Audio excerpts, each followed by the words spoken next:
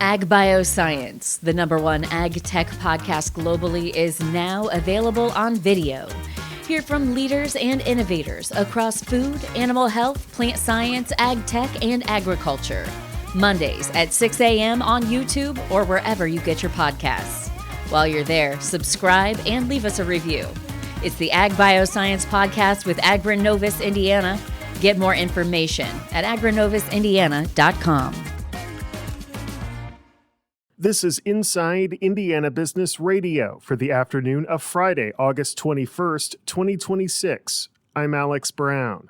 Penske Entertainment CEO Mark Miles says this weekend's Freedom 250 Grand Prix in Washington, D.C. will showcase what the IndyCar series is all about to a wide audience. In an interview that will air this weekend on Inside Indiana Business Television, Miles said he thinks the race will have a big impact. I think there'll be a big audience. There'll be lots of earned media coverage, and it will tell people who maybe haven't yet caught on to IndyCar what we're all about, and that this is really exciting sport. The Freedom 250 is set to begin at 1:10 p.m. on Sunday. Indiana Tech is preparing to begin work on transforming a building in the Electric Works Mixed-Use Innovation District near downtown Fort Wayne into a new Advanced Manufacturing Innovation Center. Officials from the Fort Wayne-based school say construction on the nearly $18 million Junction 36 project could begin in about 30 days and take a year to complete. For the second consecutive month, Indiana's unemployment rate remained unchanged at 3.3% in July. The Indiana Department of Workforce Development said Friday that the state lost 4,900 private sector jobs compared to the previous month. Indiana's unemployment rate remains lower than the national rate, which fell 0.1% to 4.1%. From the #1 source for Indiana business news, this is Inside Indiana Business Radio. Thanks for listening to this IBJ Media podcast. You're probably going to remember this ad. Do you know why? Podcast advertising works. 85% of listeners recalled hearing an ad during a podcast, and 70% of podcast listeners have acted after hearing an ad. So whether you're looking to be heard across the entire IBJ Media podcast network, sponsor one of our shows, or just start with a 30-second ad, IBJ Media can help. Contact advertise at ibj.com to learn more.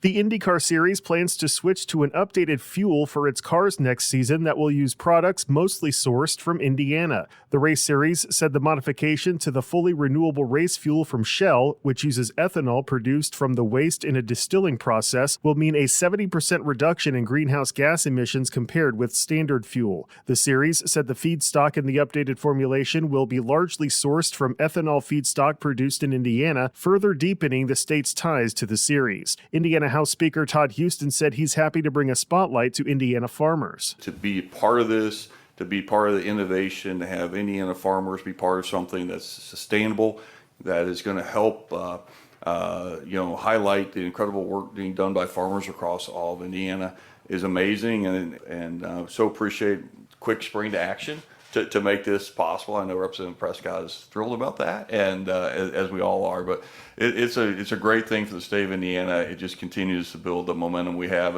and two of our favorite things, racing and agriculture. The feedstock to be used in the updated formulation consists of a blend of biogenic waste and byproducts, according to IndyCar. It was not disclosed where the fuel will be manufactured and processed.